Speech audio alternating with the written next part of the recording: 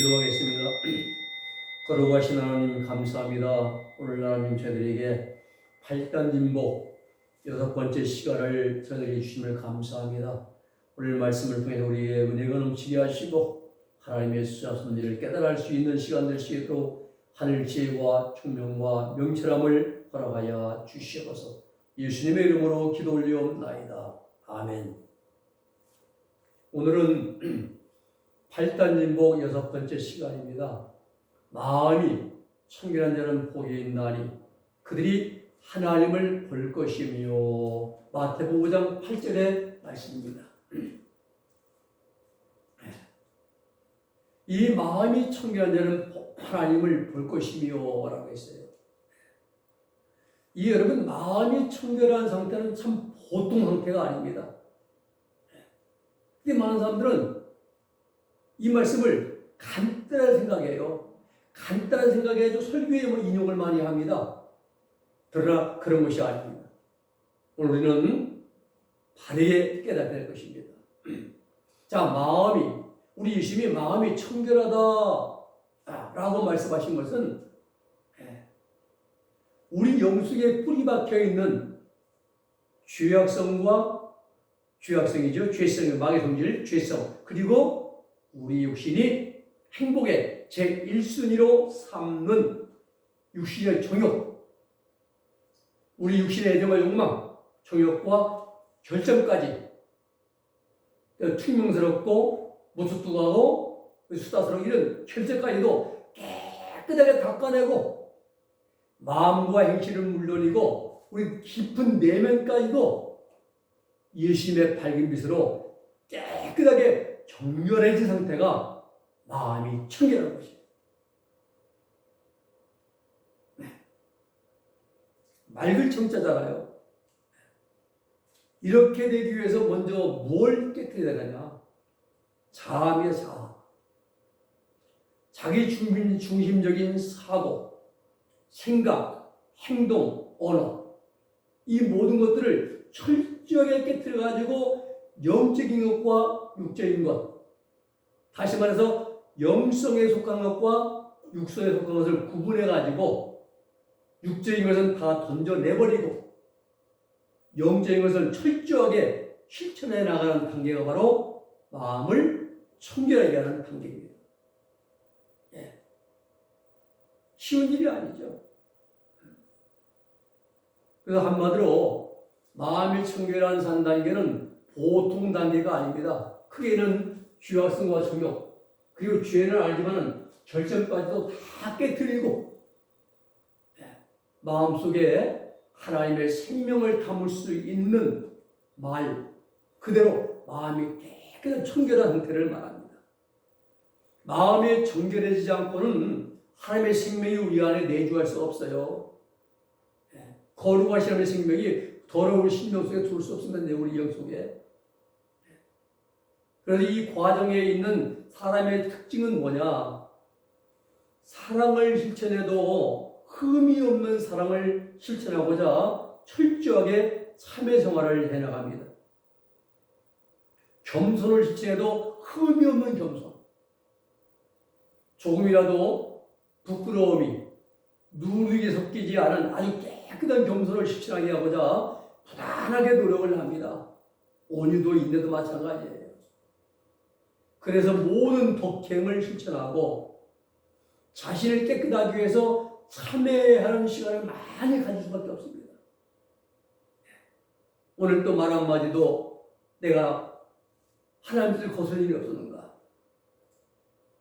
또 오늘 또 사랑이 실천한 일에 있어서 육신의 정에 속한 부족한 면이 없었는지 철저하게 자기를 성찰해 갑니다. 이렇게 반성을 해나가면서 철두철미하게 자기 유익이 아닌 다른 사람의 유익을 위해서 그리고 하나님의 영광을 위해서 아주 세밀하게 반성해보고 닦아내는 과정이 마음이 청결한 단계의 과정이다. 우리는 오늘 내 마음이 청결해져서 하나님을 보기 위해서 우리가 뭘 어떻게 해야 되는가 세 가지로 생각을 해보면, 첫째, 닦아내는 작업을 먼저 하게 하십니다. 닦아내야죠. 닦아낸다는 것은 몸과 마음과 행실 전부를 다 포함합니다. 그럼 언제 닦아지느냐? 내 자신의 자아가 순간순간 깨질 때마다 닦아지는 거예요. 예수님께서 숨바꼭질을 하시는 과정을 통과하면서 결국 이건 내 탓이구나. 내가 사랑이 부족했었구나. 내가 좀 정직함이, 내가 온유가, 오래 참음이, 인내가 부족했었구나. 나 때문에 사람들 시험 들었겠구나. 라고 하면서 회개할 때에 닦여지는 거예요. 이런 과정이 자아가 깨어지는 과정이라 이 말입니다. 자아가 깨어지기 전에 우리의 모습은 모든 것이 다 남의 탓이에요. 저 사람이 잘못이고 내가 뭐라고 하냐, 내한테 뭐라냐. 난 잘못했는데 환경이 나빠서 그런 거지. 모든 것이 거의 다 내 잘못, 내 탓은 없어요. 저 환경 탓, 다른 사람 탓, 세상 탓, 팔자 탓, 하다가 지내다가 마지막 순간을 모든 것이 내 잘못이구나. 내가 부족했었구나. 하고 크게 깨닫고 돌이키게 됩니다. 깨닫고 회개하고 돌이키는 이때가 바로 마음이 청결하게 닦여지는 그런 때라는 사실이죠. 반복적으로요. 하나님 이런 것들만 모아가지고 3차 연단에서는 더욱 철저하게 다루십니다. 그래서 흠이 없는 온텔레오이 온전한 사람을 만들어 가신 거죠. 원수를 사랑하라든지 선으로 악을 이기라든지 몇 번 맞으면 오늘 밤 대리라든지 이런 말씀을 이렇게 실천하게 하시는 과제라고 보면 돼요. 3차 연단 과정에 들어가기 전에는 힘들고 어렵고 또 깨질 때만 가끔씩 있었던 그 일들이 마음이 청결하게 되는 과정에서는 아주 연속적으로 계속 실천하면서 영과 육이 분리가 됩니다. 영과 육이. 예를 들면은 식생활, 옷 입는 생활, 남에게 말하는 생활, 또 표정 등에 있어서 환난 고통이 심한데도 불구하고 흠없이 온전하게 살고자 하는 노력을 철저히 하도록 성령님이 강하게 도와주십니다. 이 단계에서 선조롭게 기독도가 휴식정과 회의와 억급을 통과하는 그 과정에서 베드로처럼 예수님을 3차례나 부인하는 일도 생기게 됩니다. 원하지 않는 일인데 아차 하는 순간에 큰 실수를 하는 거죠. 그것 때문에 뼈가 녹는 듯한 참회의 심정이 생기게 되고 그러면서 마음도 좀 더 청결해지고 행실은 깨끗하게 닦여가야 되는 겁니다. 이 모든 일을 누가 하십니까? 누가 허락하시고 누가 이끌어하시느냐? 하나님이십니다. 하나님이시래요. 엄격한 절제생활, 철저한 사랑 실천을 해오다가 이런 마음이 잠깐 누그러지게 됩니다. 그래서 휴식적이라 말해 쉴육자 아닙니까? 쉴육자. 환경적으로 좀 풀어지고 실형성이 느슨해진 상태가 휴식증에서 쉬는 것으로 표현했어요. 기독교는 휴식증에서 쉬다가 잠깐 졸다가 두루마기를 접을 성경을 다시 내려서 찾아가지고 올라오는 수고로 오게 되죠. 이건 뭘 말해주느냐? 그동안 말씀 중심으로 철저하게 생활해 오던 사람이 휴식증에 잠깐 방심하는 사이에 적극적으로 영적 생활을 추구하던 그 마음이 조금 흐려지고 느슨해진 그런 상태를 이루면 너트가 풀린 거죠. 사람마다 이 휴식증을 통과한 기간이 얼마나 걸리는지는 알 수가 없습니다. 그러나 분명한 것은 하나님이 이런 과정을 준비해 놓고 있다는 겁니다. 왜? 우리 마음을 청결하게 닦아내기 위해서 하나님이 이런 과정을 준비했다 이 말입니다. 두 번째는 성화의 준비 과정입니다. 성화. 마음을 청결하게 하는 이 단계에서 아주 철저하게 성화시켜서 결국 깨끗한 그릇이 되게 만들어서 영적인 내 은총과 동시에 하나님의 생명이 내주합일되는 그런 과정이에요. 베드로는 베드로후서 1장 14절에서 신의 성품에 참여하게 된다. 신의 하나님의 은총입니다. 다른 말로 표현하면은 하나님을 보는 과정이에요. 유심히 12 제자들을 데리고 3년 동안 제자 훈련을 다 시키신 다음에 세상을 떠나시기 직전에 말씀하시기를 그날에는 너희가 내 안에 내가 너희 안에 있는 것을 알리라 말씀했어요. 그날은 오순절 성령 강림하신 날입니다. 그때 바로 12 제자들은 하나님을 보는 경험을 하게 되었습니다. 네. 다시 말하면 하나님의 생명이신 예수님의 영이 제자들의 영 속에 내주합일됨으로써 눈으로 보는 것이 아니라 체험적으로 감각적으로 하나님에 대해서 알 수 있도록 하시겠다 이 말씀이에요. 눈으로 보는 게 아니라. 또 너희는 이미 깨끗해졌으니 내 안에 거하라. 나도 너희 안에 거하리라. 이 말씀도 광야 여정을 통해서 정결하게 되었다는 겁니다. 마음이 청결하게 되었다 이 말씀이에요. 그러므로 이제 내 안에 거하라. 그러면 나도 너희 안에 거하리라. 그렇습니다. 우리 여기서 우리를 이끌어 가시는 하나님의 목적과 섭리에 대해서 바르게 인식해야 됩니다. 네. 하나님은 3차 연단 과정을 통해서 아주 작은 자아까지도 완전히 철저하게 깨뜨리셔서 분리시켜가지고 모든 소유를 철저히 버리게 하십니다. 그리고 그 다음에 하나님의 생명이 영 속에 내주합일되게 해주신 거예요. 또 매일매일 하나님께로부터 생명수가 임하를 통해서 흘러들어오게 되는 신비한 체험을 통해 가지고 가나안 땅을 기업으로 얻는 확보하는 신앙의 경지에 들어가게 하십니다. 네. 이러한 과정을 감독의 토마스 쿵 목사님은 하나님의 생명수 임하를 통해서 신비의 소낙비처럼 임하를 통해서 들어온다라고 표현했어요. 바로 이러한 경험, 마음이 정결한 자는 복이 있나니 저희가 하나님을 볼 것이며 눈으로 볼 게 아니라 경험적으로 체험적으로 영속에 합일된 하나님의 생명의 능력사를 통해서 알 수 있게 된다 이 말입니다. 우리 여기서 바라는 것은 바르게 알아야 할 것은 하나님을 본다는 거예요. 이건 육안이나 영안으로 하나님을 보는 걸 해서가 안 됩니다. 영적으로 보는 건데 영안이나 육신으로 보는 게 아니라 여러분 하나님의 생명은 육신에 안 보입니다. 손에 안 잡힙니다. 그러나 우리 영 속에 내주하시게 되면은 우리 육체 안에 하나님의 생명이 들어온 것처럼 알게 된다 이 말이에요. 그래서 눈에 안 보이고 손에 잡히지 않아도 감각적으로 하나님의 생명을 경험하게 됩니다. 그래서 하나님을 본다라고 말씀하신 겁니다.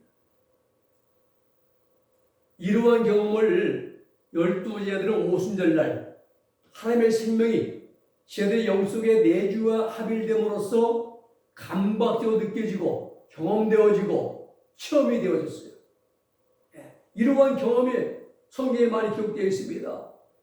베드로후서 1장 4절 이로써 그 보배롭고 이소티온 보배죠. 보배롭고 지극히 큰 약속을 우리에게 주사 이 약속으로 말미암아 너희로 정욕 에피디미아 정욕을 위하여 세상에서 썩어질 것을 피하여 신의 성품 하나님의 성품 우리가 하나님의 성품에 참여한 자가 되게 하시니 이게 바로 하나님의 생명의 합일입니다.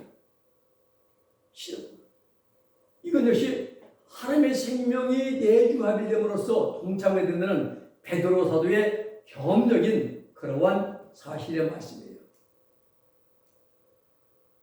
세상에서 썩어질 정욕을 피하면 행실이 정결하게 됩니다.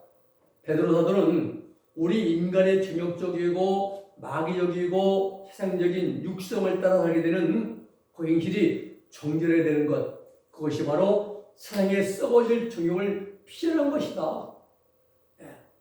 세상에서 썩어질 정욕을 피한 결과는 뭐냐? 신의 성품에 참여하는 것이다. 또 로마서 5장 3절 5절을 보면은 활달한 인내는 연단은 소망을 이루는 줄 아니로다. 소망이 부끄럽게 아니함은 우리에게 주신 성령으로 말미암아 하나님의 사랑이 마음에 부음받음이니 했습니다. 바로 하나님의 사랑이 우리 마음에 부음받는 것, 이게 바로 시의 성품에 참여하는 거라 이 말입니다. 그러므로 구원받은 성도들은 환난 가운데 연단 받아가지고 천국에 들어가는 소망의 경지에 도달하게 됩니다. 이것은 하나님이 정해놓으신 만고불변의 계획이십니다. 환난은 연단, 연단은 소망, 그렇죠. 그 사랑이 마음에 부음받아진다 그 말입니다. 다시 말하면 시의 성품에 참여하게 된다 이 말씀이에요. 예. 이것이 하나님을 마음이 정결되는 복이 있나니 하나님을 볼 것이며 이 말씀의 실현인 것입니다. 이렇게 말씀하신 것이죠. 결국 우리 영안이 열려가지고 영계에 있는 천국에 들어가야 된다. 그래서 보좌에 앉은 하나님 보게 만듭니다. 이렇게 해석하면 이제 에러가 나옵니다. 또 한 가지는 가나안 땅에 대한 바른 이해가 필요합니다. 가나안 땅. 네. 가나안 땅은 생명의 땅인 동시에 젖과 꿀이 흐르는 땅입니다. 이 젖은 소나 양의 젖이 아니에요.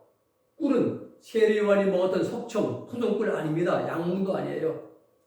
이 가나안 땅의 젖과 꿀은 가나안 땅의 생명수가 흐르는 것을 의미하는 거예요. 생명수. 생명수 흐르는 강변. 우리 주님 계신 곳이잖아요. 네. 생명수. 가나안 땅에 들어간 성도에게는 하나님의 보좌로부터 흘러내려오는 생명수가 이만을 통해서 요란한 소리와 함께 떨어지는 폭포수 소리처럼 흘러들어옵니다. 때로는 봄비같이 이슬비같이 들어올 때 있지만 폭포수와 같이 하나님의 생명수가 이만을 통해서 흘러들어옵니다. 그래서 14만 4천이 임받은 종이란 이 말씀을 우리가 잘 이제 이마에 임받은 종이라 이랬어요. 이 말씀 이 일을 우리가 아마 처음 가서 여쭤볼 거예요. 이 말을 통해서 하나님의 생명수가 혹수되는 것. 이렇게 해서 마음이 청결한 자는 복이 있나니 저희가 하나님을 볼 것이며 하는 단계가 끝나게 됩니다. 말씀 정리합니다. 마음이 청결하게 한 자의 단계는 내가 가지고 있는 모든 정욕적인 소유를 철저하게 버리게 하시면서 하늘나라에 주신 최고의 좋은 소유, 하나님의 생명이 내주하시는 축복을 받게 되는 단계라는 사실. 두 번째는 하나님의 생명이 내주하시는 축복. 다시 말하면 하나님의 생명수가 폭주하시는 축복을 받게 하시는 단계가 바로 마음을 청결하게 하는 단계다. 이러한 놀라운 최고의 축복은 그냥 적당하게 살면 되지 라고 생각하는 사람들에게는 아예 불가능한 일입니다. 처음부터 끝까지 불가능합니다. 영적으로 더 높은 경지에 들어갈 수가 없어요. 적당주의, 타협주의란 말입니다. 그래서 프랜스, 노사, 썬다싱, 사도 바울 같은 분들을 보면 모두가 출발 때부터 처음 출발하고 시작할 때부터 철저하게 극기 생활을 하면서 주님을 위해서 희생적으로 충성을 하면서 덕을 닦는 생활을 했음을 우리가 알 수가 있습니다. 반면에 칼빈, 요한 웨슬레, 이용동 목사 같은 분들은 처음부터 서민들을 본받으려고 했던 거 아닙니다. 또 그렇다고 해서 이분들이 초보적인 신앙 단계에서 세상과 타협해가면서 엉터리 신앙생활을 했다고도 볼 수가 없죠. 이분들은 보통 기독교인들보다 훨씬 더 훌륭한 신앙생활을 했습니다. 그러나 성인들처럼 처음 출발할 때부터 엄격한 고행 또 생활 같은 것을 실천하면서 용사 같은 모습은 보이지 않았습니다. 그러다가 성령께서 감동과 깨우치심과 결단을 통해서 철저하게 하도록 이끌어 주셔가지고 성장을 시키시고 그 시대에 없사들 꼭 필요한 훌륭한 성자들이 되게 하신 것입니다. 누가 했습니까? 하나님이 하신 겁니다. 하나님이. 바라기는 오늘들도 하나님의 사랑하심과 예수의 십자가의 흑지 은혜와 성령의 인도와 보호와 이끌으시를 바라면서 마음이 청결한 자가 되어서 감각적으로 체험적으로 하나님을 보게 되는 놀라운 은혜의 축복의 자리에 다 들어갈 수 있게 되기를 주님의 이름으로 부탁을 드립니다. 기도하겠습니다. 거룩하신 아버지 감사합니다. 마음이 청결한 자는 복이 있나니 저희가 하나님을 볼 것이며 이 말씀을 주시면 감사합니다. 우리가 하나님의 감각적으로 체험적으로 하나님을 아버지 볼 수 있는 그런 영적인 단계에 저희들이 들어갈 수 있도록 부다히 노력해서 아버지 하나님 나라 들어가는 우리들 모두가 되게 하여 주시옵소서. 예수님의 이름으로 기도 올리옵나이다. 아멘.